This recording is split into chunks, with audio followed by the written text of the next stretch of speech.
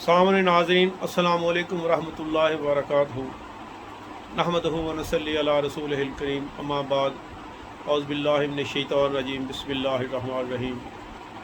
आज हम आपको हुज़ूर नबी करीम सल्लल्लाहु अलैहि वसल्लम के ताइफ़ शरीफ के सफ़र के मुतल्लिक़ आगाह करेंगे।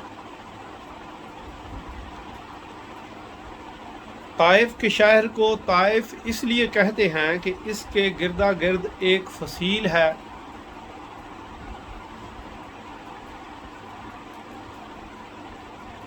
एक दफ़ा ताइफ के एक शख्स ने ईरान के बादशाह की अजीम खिदमात की तो उसने खुश होकर कहा कि तुम्हें क्या चाहिए। उसने कहा, ऐ बादशाह, मेरे शहर के गिरदा गिर्द एक फसील बना दें। ये कारीगर ईरान के थे जिन्होंने ये फसील बनाई। इससे पहले ताइफ का नाम दाज था। ताइफ मक्का शरीफ मुकरमा से 120 मील दूर वाक़या है। यहाँ बनु सकीफ़ आबाद थे जो हुज़ूर नबी करीम सल्लल्लाहु अलैहि वसल्लम के दूर के रिश्तेदार भी थे। ये बहुत सरसब्ज़ और शादाब इलाका है जो दो पहाड़ों के दरमियान वाक़या है। यहाँ के लोग खेती बाड़ी में ख़ास महारत रखते थे। ख़ासकर यहाँ अंगूरों और सेबों के बागात थे। अहले मक्का के ख़ास अमीर लोग मक्का की गर्मी से घबरा कर यहाँ आकर रहते थे। बाद लोगों ने यहाँ ज़मीनें और मकान भी ख़रीद रखे थे। हुज़ूर नबी करीम सल्लल्लाहु अलैहि वसल्लम ने जब देखा कि मक्का के कफ़ार बहुत सख्त दिल हैं और किसी तरह से भी हदायत अपनाने को तैयार नहीं, तो आप सल्लल्लाहु अलैहि वसल्लम ने सोचा कि बनु सकीफ़ जो दूर के रिश्तेदार भी हैं के पास ताइफ जाकर इनको तबलीग करते हैं, शायद वो राह रास्त पर आ जाए। हुज़ूर नबी करीम सल्लल्लाहु अलैहि वसल्लम ने ताइफ में एक रवायत के मुताबिक 12 दिन और एक रवायत के मुताबिक 1 महीना क़याम फरमाया। पहले हुज़ूर नबी करीम सल्लल्लाहु अलैहि वसल्लम ने चीदा लोगों को ज़ाती तौर पर नसीहत की। आप मुख्तलिफ़ लोगों से मिलते रहे और उनको अपने रब की तरफ बुलाते रहे, लेकिन किसी ने भी आपकी बात नहीं मानी। ताइफ के 3 सरदार। आखिर में आप ताइफ के 3 सरदारों के पास गए जिनके नाम अबद या लैल बिन उमरो, मसूद बिन उमरो,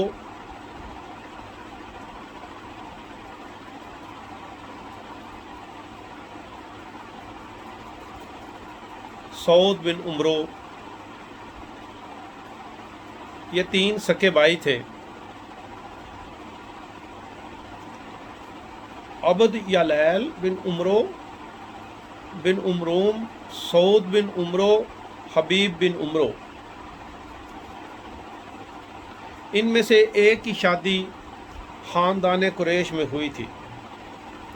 आपने इन तीनों को बड़ी मोहब्बत से अपने रब की तरफ बुलाया और दोनों जहानों में सुरखरुई का वादा फरमाया और दोज़ख के अज़ाब से डराया। लेकिन इन लोगों के कानों पर जूं तक न रेंगी, बजाय ये अल्लाह ताला जल्ला शानहू के खौफ से डरते और आपकी ताज़ीम व इज़्ज़त करते, इन लोगों ने उल्टे बकवास शुरू कर दिए। एक ने कहा कि अगर अल्लाह ताला जल्ला शानहू ने आपको रसूल बनाकर भेजा है तो गोया मैंने ग़िलाफ़े काबा को पारा पारा कर दिया। नऊज़ बिल्लाह। दूसरा बोला कि नऊज़ बिल्लाह, अल्लाह ताला जल्ला शानहू को आपके सिवा और कोई नहीं मिला कि इसको रसूल बनाकर मबूस करता। तीसरा बोला, मैं तो कुछ नहीं बोलूँगा, अगर आप अल्लाह ताला जल्ला शानहू के रसूल सल्लल्लाहु अलैहि वसल्लम हैं تو آپ کا مقام اور شان بہت بلند ہے، مجھ میں طاقت نہیں کہ آپ کے کلام کا جواب دوں، اور اگر نعوذ باللہ آپ خدا کے رسول نہیں تو مجھے زیب نہیں دیتا کہ آپ سے کلام کروں۔ حضور نبی کریم صلی اللہ علیہ وسلم جب ان کی طرف سے نا امید ہو کر واپس چلنے لگے تو آپ نے فرمایا، تم لوگ اس بات کو راز رکھنا کہ کہیں سارے قریش کو اس کی خبر نہ ہو جائے اور وہ مزید سرکشی کرے۔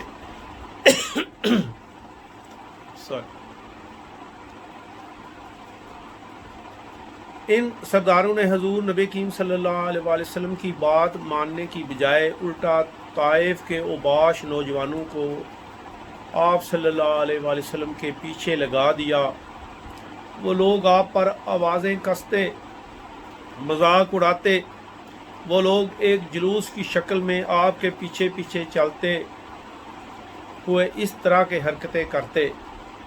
وہ لوگ سڑک کے دونوں کناروں پر کھڑے ہو گئے۔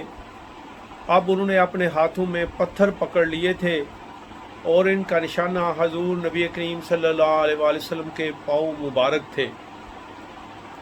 آپ صلی اللہ علیہ وسلم ایک قدم رکھتے تو ایک طرف سے پتھر آ کر آپ کے پاؤں مبارک پر پڑتا،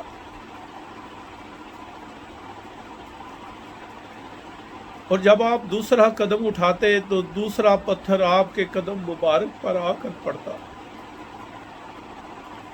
حضور نبی کریم صلی اللہ علیہ وسلم کے غلام حضرت زید رضی اللہ تعالیٰ عنہ جو آپ صلی اللہ علیہ وسلم کے ساتھ تھے، ان پتھروں سے آپ صلی اللہ علیہ وسلم کو بچاتے ہوئے خود بھی زخمی ہو گئے۔ مسلسل پتھروں کی چوٹوں سے آپ کے پاؤں مبارک لہو لہان ہو گئے اور ان سے خون بہہ بہہ کر آپ صلی اللہ علیہ وسلم کے جوتوں میں جمنا شروع ہو گیا، جس سے آپ کا چلنا بھی محال ہو گیا۔ جب حضور نبی کریم صلی اللہ علیہ وسلم درد سے بیٹھتے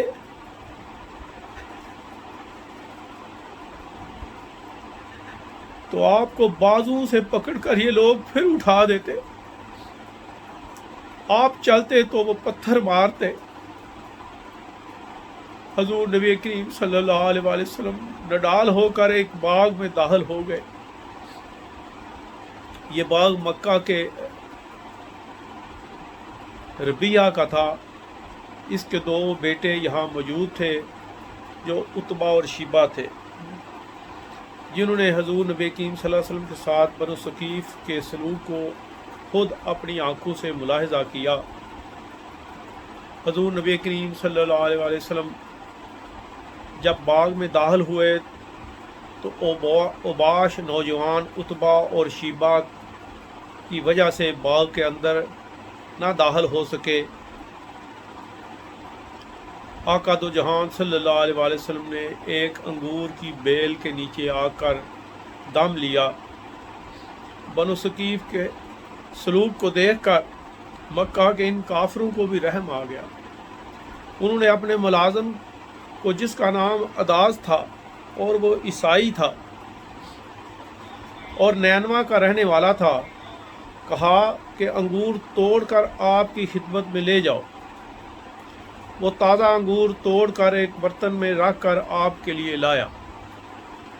حضور نبی کریم صلی اللہ علیہ وسلم نے انگور کھانے سے پہلے بسم اللہ الرحمن الرحیم پڑھا تو اداس نے کہا، یہ کلام ان بستیوں کے لوگ تو نہیں کہا کرتے۔ نبی کریم صلی اللہ علیہ وسلم نے فرمایا، تم کہاں کے رہنے والے ہو اور تمہارا دین کیا ہے؟ اس نے کہا، میں نصرانی ہوں اور نینوا کا باشندہ ہوں۔ نبی کریم صلی اللہ علیہ وسلم نے فرمایا، وہ نینوا جو مرد صالح یونس بن متی علیہ السلام کا شہر تھا۔ اداس بولا، آپ یونس بن متی کو کیسے جانتے ہیں؟ آپ نے فرمایا، ذالک اخی کان نبی و انا نبی، وہ میرے بھائی نبی تھے اور میں بھی نبی ہوں۔ اداس نے اٹھ کر نبی کریم صلی اللہ علیہ وآلہ وسلم کے سر مبارک کو بوسہ دیا، پھر آپ کے ہاتھوں کو چوما اور آخر میں آپ کے پاؤں کو چومنے لگا۔ وہ لوگ جو بزرگوں کے ہاتھوں اور پاؤں کو چومنے کو غلط کہتے ہیں، اس سے سبق لیں۔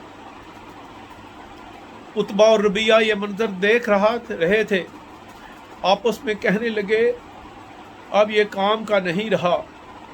واپس جب عداس ان کے پاس گیا تو انہیں کہنے لگا، تو وہ اس کو کہنے لگے کہ تم ان کے سر اور پاؤں کو کیوں بوسے دے رہے تھے؟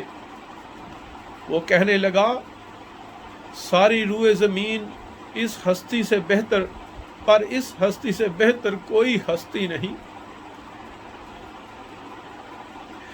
اس نے ایسی بات مجھے بتائی ہے کہ سوائے نبی کریم صلی اللہ علیہ وسلم کے اور کوئی نہیں بتا سکتا۔ نبی کریم صلی اللہ علیہ وآلہ وسلم نے 2 رکعت نفل ادا کیے اور اپنے رب کے حضور یوں عرض پرداز ہوئے۔ سامعین ناظرین، اس سے میں آپ حضور نبی کریم صلی اللہ علیہ وسلم کی دعا سے آپ کے متعلق آگاہ کریں گے۔ واخر دعوانا الحمدللہ رب العالمین۔